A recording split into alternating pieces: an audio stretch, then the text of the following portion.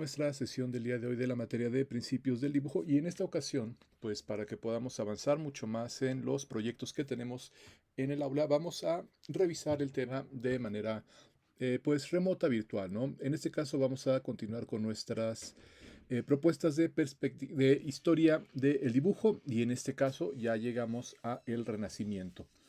Bueno, algo importante que hay que tomar en cuenta, lo vimos en la sesión anterior con el final de la Edad Media, es el principio de lo que podríamos decir un orden geométrico, es decir, un orden estructurado del espacio gráfico, que es la perspectiva.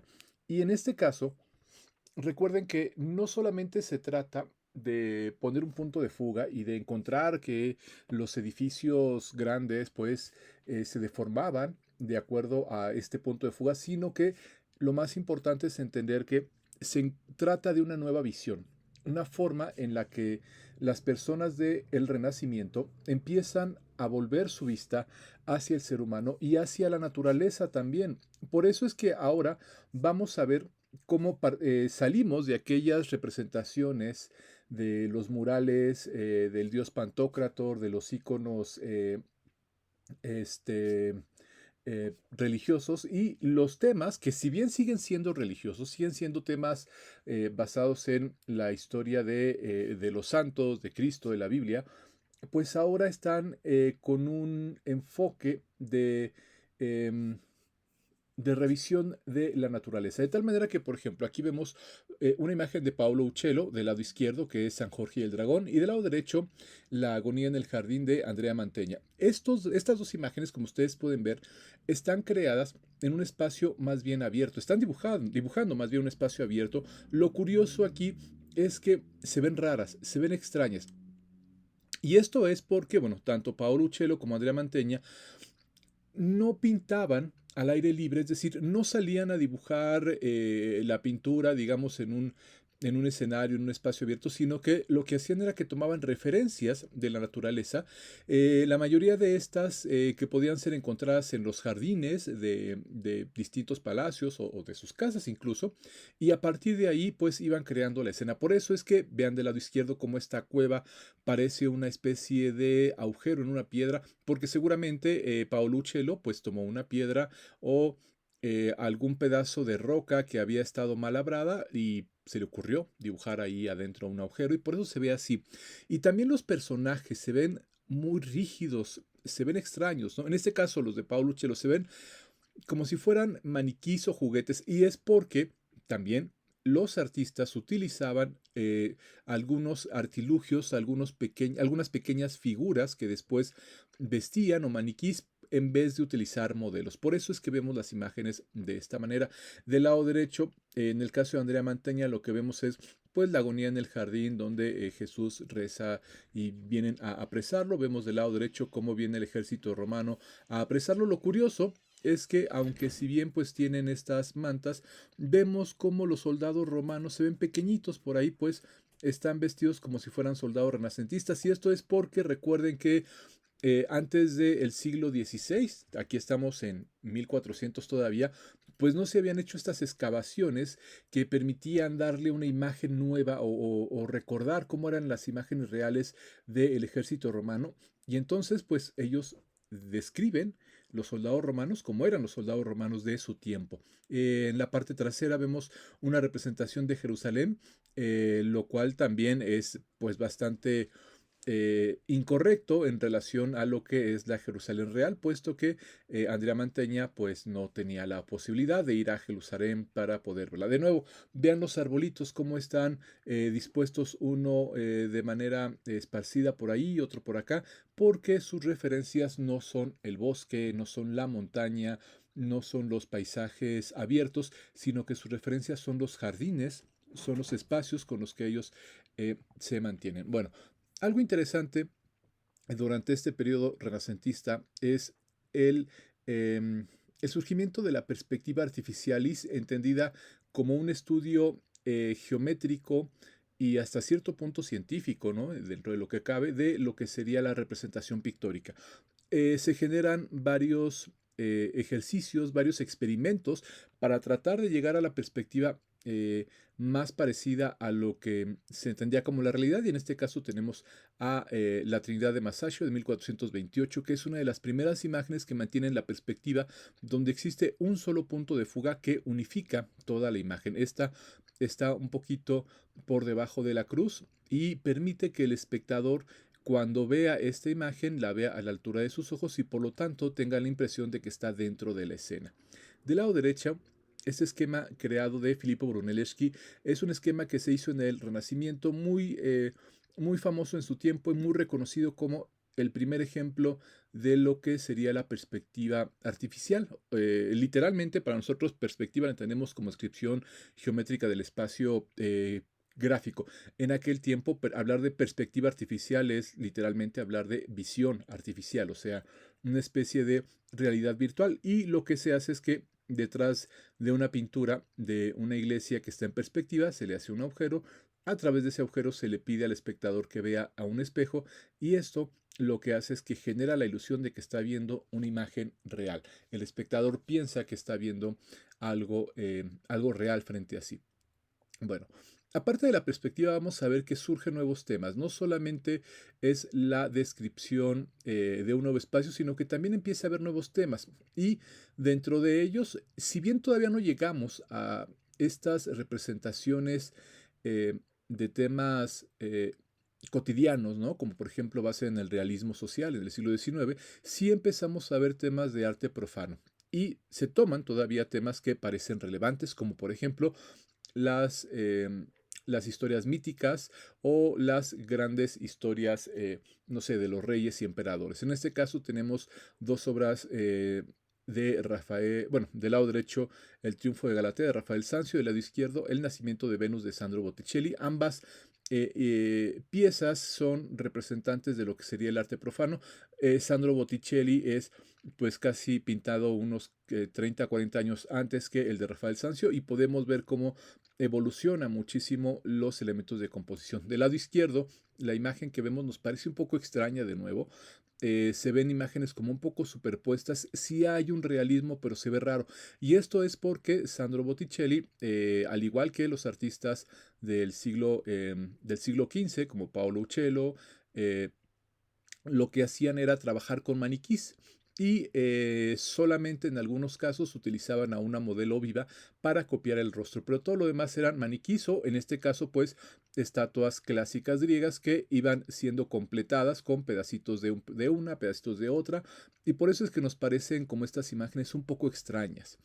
Del lado derecho, sin embargo, Rafael Sanzio ya trabajan con modelos reales, es decir, ya tienen personas a quienes les piden que posen en la postura en la que van a ser dibujadas y por lo tanto vemos cómo se ve mucho más realista, mucho más naturalista. Esto, de nuevo, es algo que hemos estado viendo y hay que recordar que circunstancias similares nos van a generar resultados formales similares. En este caso, al igual que ocurrió en Grecia antigua, cuando una sociedad en particular, se vuelca a la revisión de la naturaleza, a la revisión de su entorno y se entiende a sí misma como parte de esa naturaleza, entonces vamos a encontrar formas que van a ser mucho más curveadas, mucho más eh, analíticas, que van a tener pues eh, composiciones más complejas, ¿no? Que es lo opuesto a lo que ocurre durante la Edad Media o durante, por ejemplo, la antigüedad en el caso egipcio. Los grandes temas eh, van a ser replanteados, es decir, no solamente se trata de replantear el papel del ser humano en la naturaleza, sino que también incluso hablamos de lo que sería la representación pues, de Cristo. Y algo interesante es que en el desde el siglo XV, siglo XVI, empieza a haber un fuerte impulso acerca de lo que va a ser el hacer evidente la humanidad de Cristo. Previamente en la Edad Media era como un tema tabú, o sea, era obvio que Cristo vino a la tierra y se hizo humano, pero eh, todavía teníamos esta idea de que pues como Cristo era perfecto nunca pudo haber sido niño, sino que nació como un homúnculo, o sea, un ser humano completamente formado pero con un tamaño menor, dado que de otra manera no habría podido haber nacido de una mujer de manera natural. Pero lo que ocurre durante el Renacimiento es que pues hay grandes corrientes teológicas y filosóficas que apuntan a que la verdadera naturaleza de Cristo, en caso de haberse hecho humano, tendría que haber sido pasar por todas las etapas del ser humano, por lo tanto nacer como un niño. Y del lado izquierdo vemos a Rafael, bueno, una imagen de Rafael, la Virgen del Prado, en la que nosotros estamos visualizando precisamente la naturaleza humana de Cristo en toda pues en toda su naturaleza, en toda su corporalidad, ¿no? En este caso junto a su primo, que era Juan el Bautista, Juan el Bautista un poco más grande, pero por eso es que los vemos jugando un poco. Del lado derecho, la crucifixión de Andrea Mantegna, de nuevo exacerbando la idea de que Cristo era un ser humano, y si bien por un lado hablamos de que para lograrlo, pues era necesario que Cristo habría nacido como un niño y habría crecido y evolucionado como todo ser humano en la vida. Del lado derecho, Andrea Mantegna lo que hace es que coloca a Cristo en la cruz en el momento de su muerte, y de nuevo lo que hace énfasis es en esta calidad del cuerpo pues muriendo, ¿no? Este cuerpo que empieza a degradarse, este cuerpo que como todo ser humano pues tiene que sufrir los estragos de la naturaleza. Aquí en el caso de Andrea Mantegna vemos algunos indicios también de perspectiva, vemos escorzos, vemos formas que van a ser evidentemente sacadas de esculturas como el caballo de la derecha, pero algunos otros que van a ser tomados ya de personas que van a estar posando, como pueden ser, por ejemplo, hay una composición de un soldado y dos este, bueno, y dos personas que está por ahí a la derecha, y del lado izquierdo las mujeres llorando. Ahí curiosamente lo que vemos es una referencia directa a lo que serían las obras de, por ejemplo, eh, Fra Angelico, y sobre todo del Giotto. Evidentemente Andrea Mantegna no conocía las obras del Giotto, pero lo que sí es que seguramente había muchos pintores que en aquel tiempo tenían un estilo pictórico similar, y Mantegna copió ese estilo.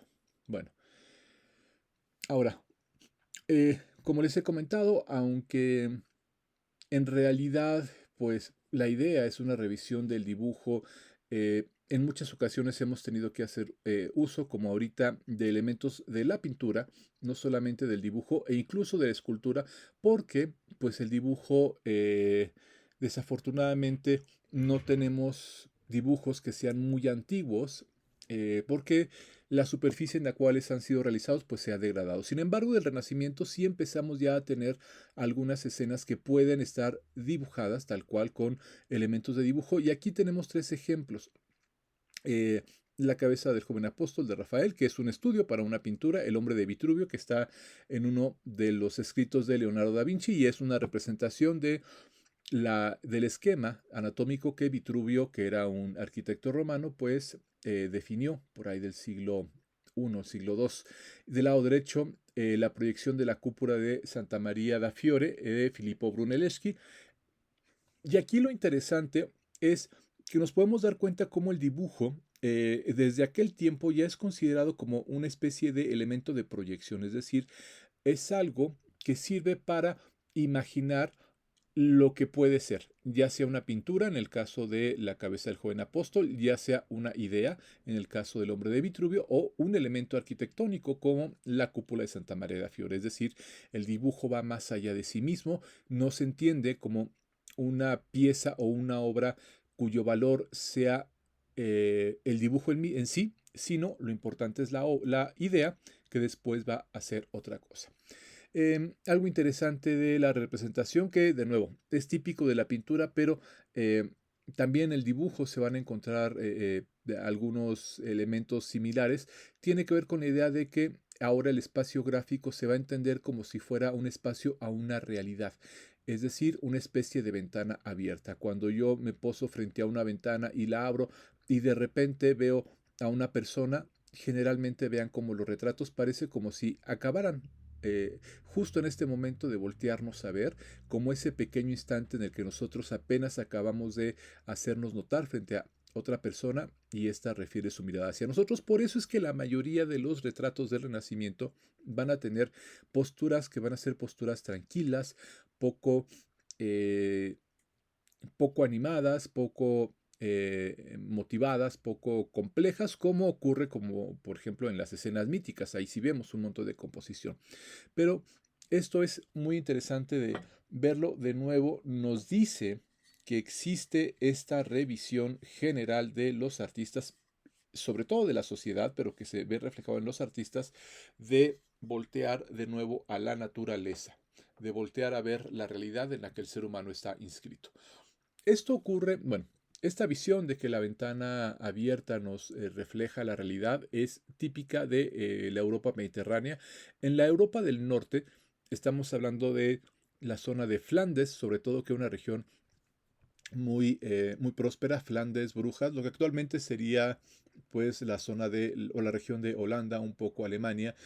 Eh, lo que estamos viendo es que se tiene la idea del dibujo o de la pintura más que como una ventana, como un espejo, el espejo de la realidad. Y en este tiempo, en el norte de Europa, entonces lo que vemos son descripciones mucho más detalladas. Aquí tenemos tres dibujos, dos de ellos de Alberto Durero y uno de Roger van der Weyden.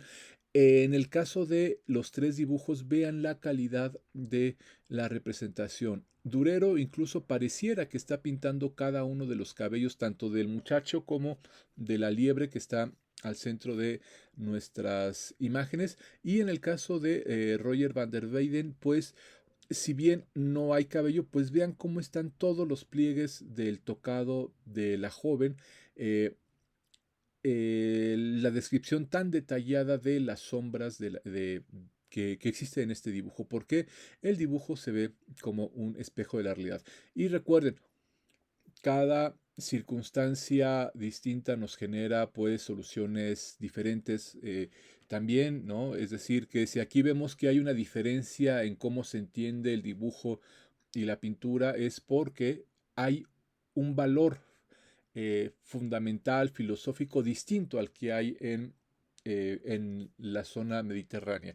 Y esto, pues obviamente que viene de la visión también protestante de el norte de Europa, en el cual pues se ve como a, a la naturaleza y a la humanidad como un elemento más decadente, por lo tanto hay como un análisis más crítico de ella y por lo tanto hay como más atención a ella y es el resultado de lo que vemos aquí.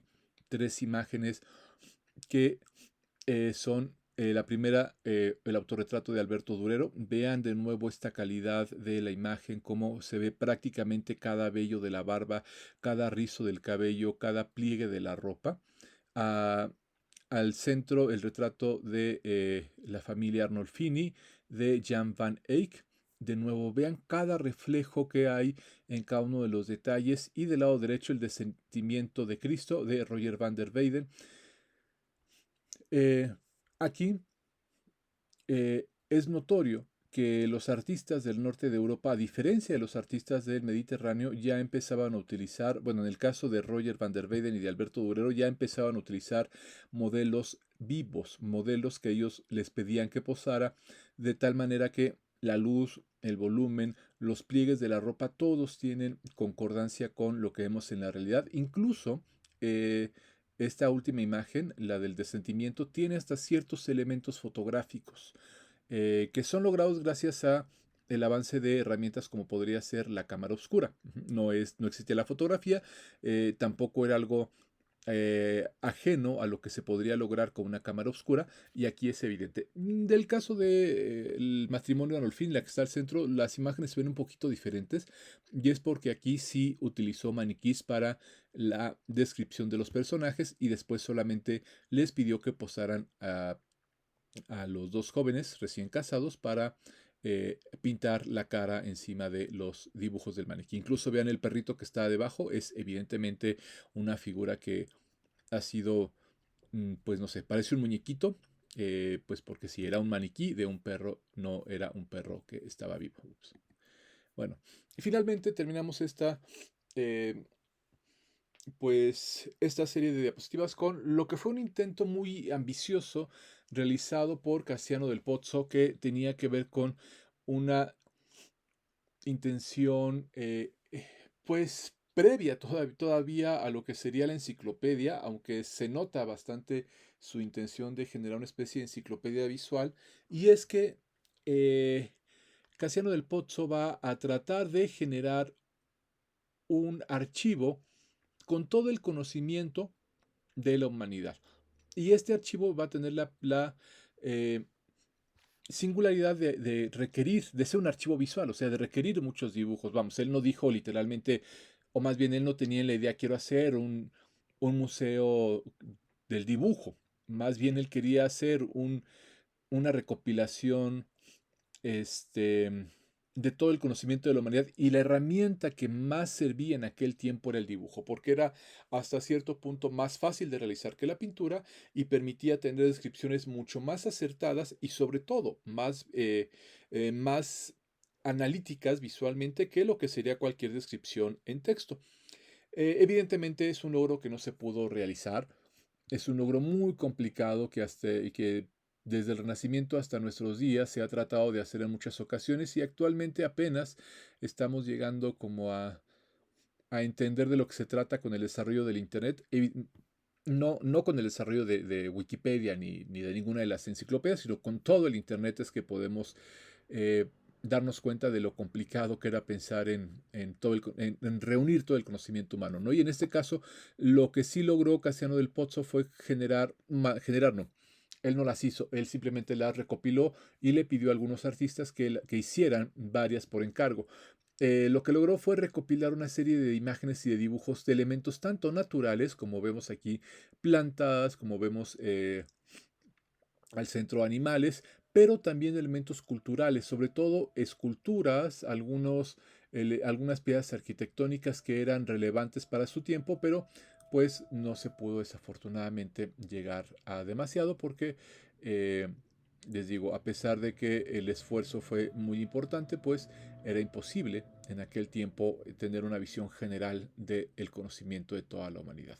Si ahora es muy complicado lograrlo con toda la tecnología que tenemos. En aquel tiempo, pues parecía un poco más difícil. Y bueno, pues con esta diapositiva terminamos este tema. Recuerden, se trata solamente de hacer una revisión de algunos elementos formales y temáticos relevantes para lo que es el dibujo y que nos pueda servir como complemento para nuestro curso.